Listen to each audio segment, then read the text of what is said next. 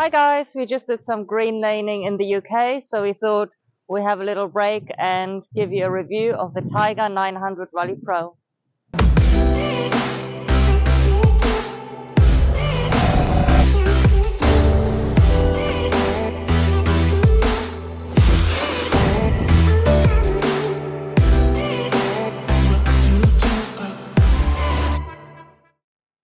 If you've been following us on Instagram, you know that we've been riding this bike pretty much since it's been launched. To date, we've covered about 13,000 miles. Last year we rode the Alps, and we also took part in the adventure ride competition in Germany. And this year we rode this bike all the way from Land's End to John O'Groats and had a few off-road adventures along the way. In this review, I want to tell you what we love about the bike, or what I love about the bike as the rider. Maybe Fiona has a few things to add as a pillion, because we've been riding it 2 up all this way. I'm also going to share with you what I maybe don't like so much. So it's a very honest and objective review, I hope. And ultimately, we want to answer the question, how suitable is this motorbike for long distance motorcycle travel? So let's talk about the bike. I'm going to start with the weight. The Rally Pro weighs 201 kilos. However, that's only the dry weight. So by the time you add the fuel and all other fluids, you're looking at just over 220 kilos. Now, to put that into perspective, if you compare that to the Honda Africa Twin or the BMW F850 GS, this bike is a whole 20 kilos lighter. There are very few changes on this bike from the stock model. The only thing that we've added are the crash bars here at the front. And then also we like to travel with soft luggage pannier. We've got the Moscow Moto luggage, which is why we've got the Outback Mototech luggage rack fitted onto the bike. And as you can see, we are running the Scorpion Pirelli Rally tires. Personally, I haven't used them before. I have to say I've been really, really pleased with them. They've been great for on-road riding, and we've done, well, little bits of off-road here and there, and I found we've got fantastic mileage out of them. I think we did about 5,500 miles to up before they needed changing, and we probably pushed it to 6,000, so they're really great on this bike. In addition, Triumph has moved the position of the engine, and it now sits lower and is tilted forward, which means that the center of gravity is lower than on the old Tiger 800. I personally haven't ridden the old 800 model, but I did sit on it a few times, and I found it very top heavy compared to the Tiger 900 Rally Pro. So personally, I can definitely feel a big difference, and I certainly appreciate having a lower center of gravity. I really like the slim design of the motorbike. It really isn't intimidating, even for new riders. So it started raining, but we're just going to keep going and see if we can actually finish off this review. Next thing I want to tell you about is that, of course, you have the new T-Plane engine with the new Tiger 900 Rally Pro. It also comes with a new firing order, the 132 firing order you probably have already read about. Now, without going into too much detail, the whole idea behind it is to give the bike more of a V-twin feel when you're riding it at lower speeds and off-road, and essentially to give you the best of both worlds. Again, I haven't ridden the old Tiger. I found this to be really smooth. The throttle is really responsive, so I really like it. The Tiger 900 Rally Pro is heavily spec'd out. You've got everything from heated grips, you even have a heated seats, and not just that, but the pillion can even adjust the warmth of their seats individually. You've got a whole range of Bluetooth connectivity. You've got turn-by-turn navigation, which you can access via the My Triumph app, I believe. We'll talk about that in a second. And yeah, some of these functionalities are that you can also control your GoPro just with a click of a button. I did try it, and it works very easily and very well, especially as you've got a little red light that is, confirming that the GoPro is definitely running. It's very useful if you do have your GoPro in, I don't know, unusual positions, somewhere on the side of the bike, and you don't want to get off or sort of stretch over. So it's super, super handy. The only thing is that obviously it kind of means that your GoPro is constantly in standby and then it drains a lot of battery. So as a result, I haven't used it much, but it's super, super handy to have. The Tiger 900 Rally Pro also has a beautiful 7-inch TFT screen. The information is displayed really crisp. It's very clear. You can change the layout, the color, the brightness to suit you, so you can fully customize it. Once again, you do have a built-in GPS, so you can access the turn-by-turn navigation. Now, the reason I haven't used it very much is because it doesn't actually show you a map.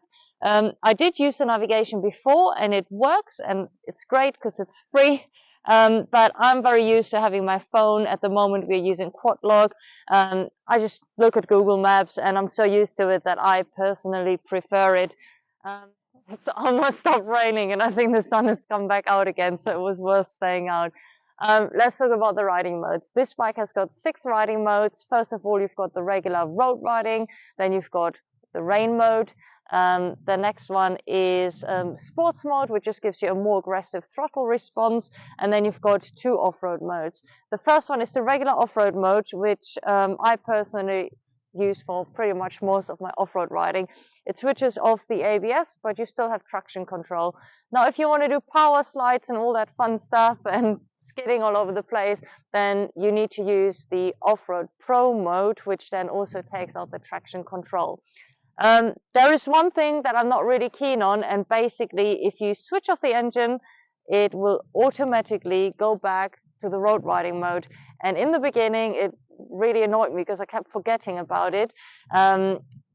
It's a safety feature and it's obvious why it's there.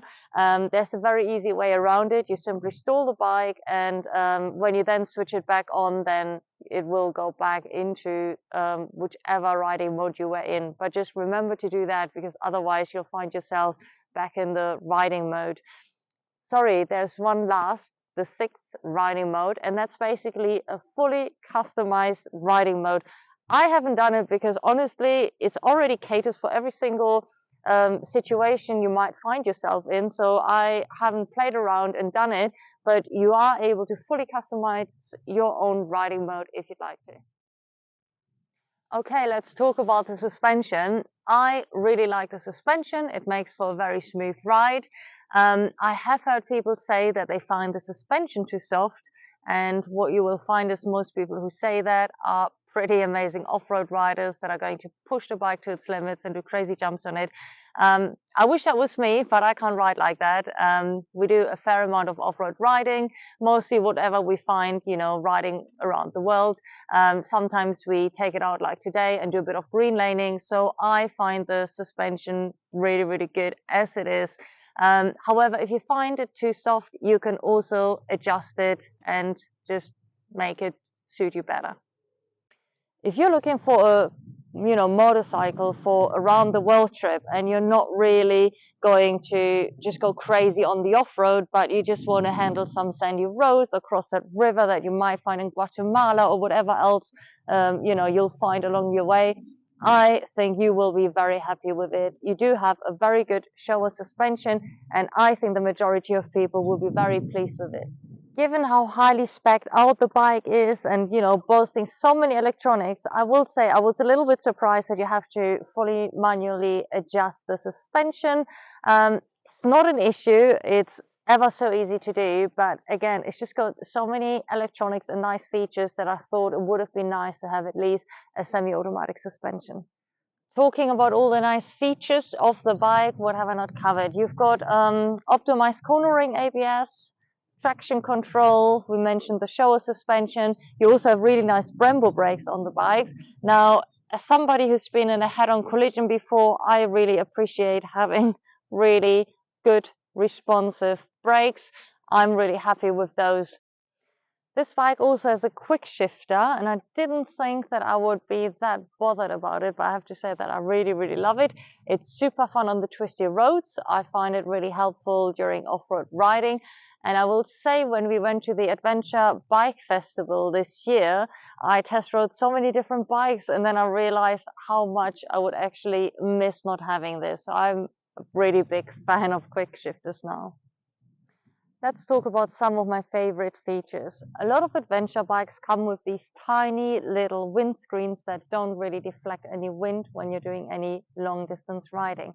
Now, this is the windscreen in the lowered position, but it's very easy to just push it up. You can even do it on the go whilst riding. There are 4 different positions you can have the windscreen in.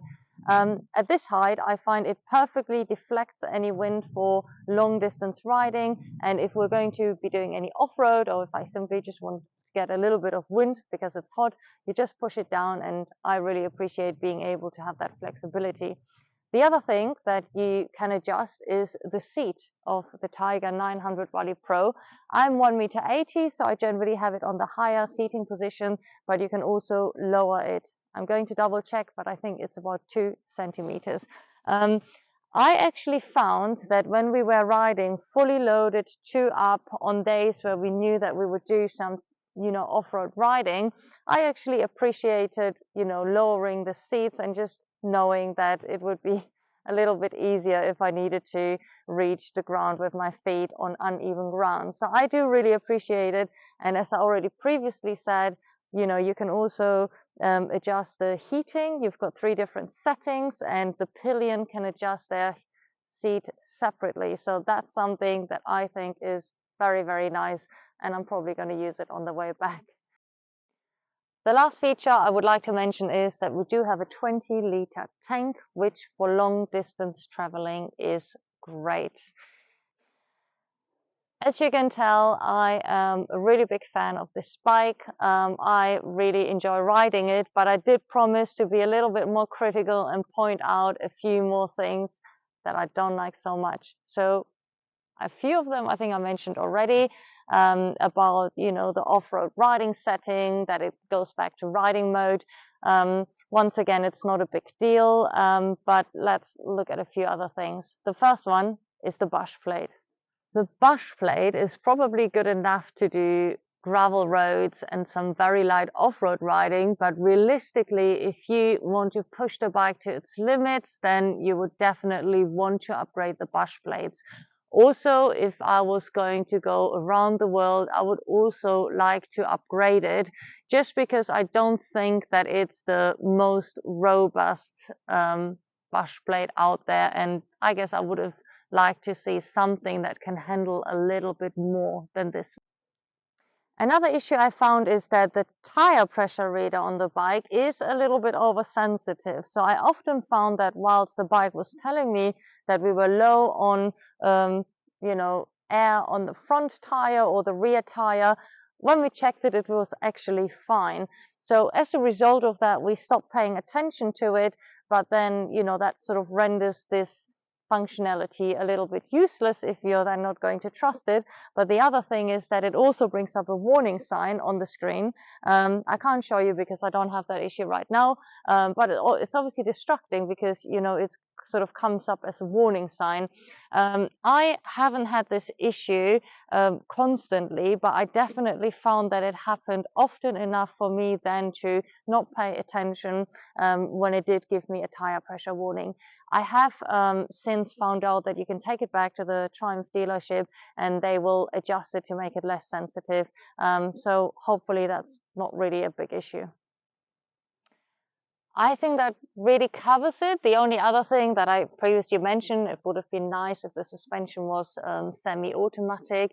And the other thing is, I wish the bike remembered when I was in off-road mode. However, I just got used to stalling it in first gear, and now it's never really an issue anymore.